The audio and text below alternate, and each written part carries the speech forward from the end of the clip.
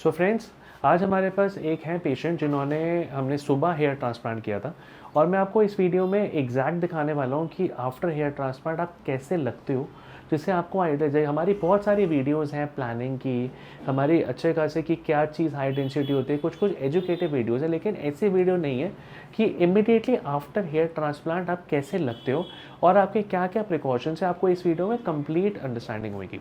जो इनकी पुरानी फ़ोटोग्राफ है वो आपके सामने विजिबल है।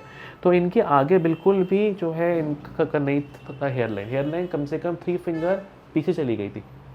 तो इनका अप्रॉक्सीमेटली 3 फिंगर हेयर लाइन हम लोगों ने आगे ला दिया और इसकी जो आगे की जैसे वीवी हेयर लाइन, जैसे नेचुरल हेयर लाइन होती है, बिल्कुल सेम उसी की ही तरीके से नेचुरली का हम लोगों ने कोशिश करी है मतलब एग्जीक्यूट करने की।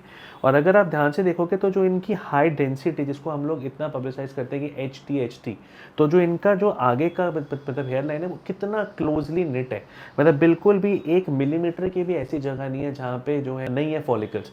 और जब भी हम लोग हेयर फॉलिकल्स को करते हैं तो आगे का सिंगल, फिर उसके बाद डबल, फिर उसके बाद ट्रिपल, तो उसी तरीके से ही प्लान किया। तो मैं आपको बताना चाह रहा हूँ कि जैसे ही हम लोगों का हेयर ट्रांसप्लांट होता है तो आपका ऐसे ही ब्लैक ब्लैक सा होता है जिसको छोटे छोटे क्लॉट्स मतलब डिपॉजिटेड हो जाते हैं।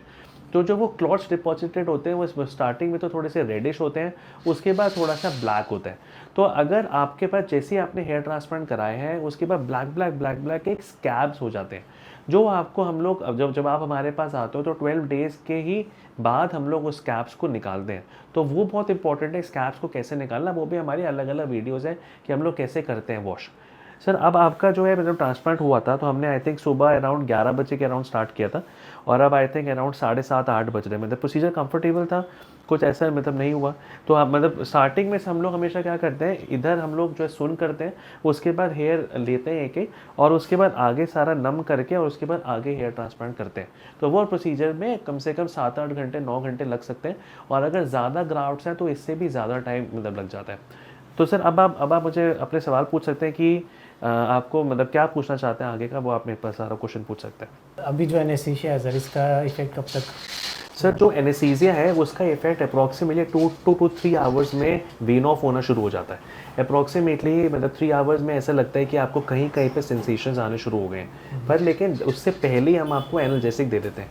एनाल्जेसिक का मतलब होता है एक जो है इंजेक्शन, तो वो एक छोटा सा इंजेक्शन से आपको जैसे जैसे एनेस्थीसिया का असर वीन ऑफ होता है और जो हमारा एनाल्जेसिक इंजेक्शन है तो वो ज़्यादा मतलब उसको होने नहीं देता, दर्द होने नहीं देता।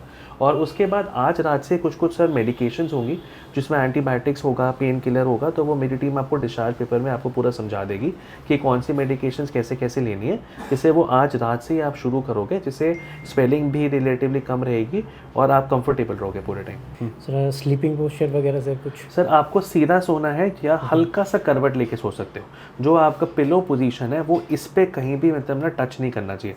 आइदर ऐसे ऐसे कर सकते हो कि आप थोड़ा सा अपना ऐसे करके मतलब ना टर्न कर सकते हो। मतलब जो भी अगर इस पे कोई भी कॉटन का चीज़ अगर रब करेगी तो वो आपका हेयर का डैमेज हो सकता है। पीछे बैक पे पिलो रहेगा तो कंफर्टेबल पिल्लो, हाँ सर, इस पे आप रख सकते हो, इस पे कोई मतलब प्रॉब्लम नहीं है। डोनर एरिया में कोई इशू नहीं होता, लेकिन जो रेसिपिएंट एरिया है जहाँ पे सिंगल सिंगल हेयर लगता है, अगर उसमें हमारे अगर निकलते रहे बाल तो उसमें डैमेज है। इसमें कुछ भी प्रॉब्लम नहीं है, इस पे आप आराम से अपना पिल्लो लगा के सो सकते हो। जी। सर डाइट में, खाने में कुछ चीज़ें अवॉइड करनी है? खाना कुछ भी खा सकते हो, खाने में कोई रिस्ट्रिक्शंस नहीं है। कुछ लोग कहते हैं कि मिल्क वाली चीज़ें नहीं लेना, सफ़ेद चीज़ें नहीं लेना, ऐसा कुछ भी नहीं है। आप अपना नॉर्मल खाना खाओ, high protein high vitamin diet खाओ, जितना जल्दी रिकवरी होगी उतना अच्छा रहेगा। बाकी नॉर्मल खाना खाना है पहले दिन से। जी। अभी ड्रेसिंग के लिए सर? फर्स्ट विजिट आपको हमारे पास आना है चौथे दिन पे। तो 4th डे पे जो ये इधर वाली ड्रेसिंग्स है, इधर वाली ड्रेसिंग हम सारी हटा देंगे और सिर्फ हटाना होता है और उसके ऊपर एक जो नमिंग क्रीम मतलब एक जो है ऑइंटमेंट लगाना होता है। उसके बाद आफ्टर 12 डेज मतलब आज से लेकर 12 डेज पे हम लोग आपको दोबारा बुलाते हैं वॉश के लिए। जो मैं आपको अभी बता रहा था ना, ब्लैक स्कैब हो जाता है, जो सारा क्लॉट में जमा हो जाता है, उसको स्कैब बोलते हैं। तो वो स्कैब को कंप्लीट वॉशिंग करने का सिस्टम होता है 12 डेज पे।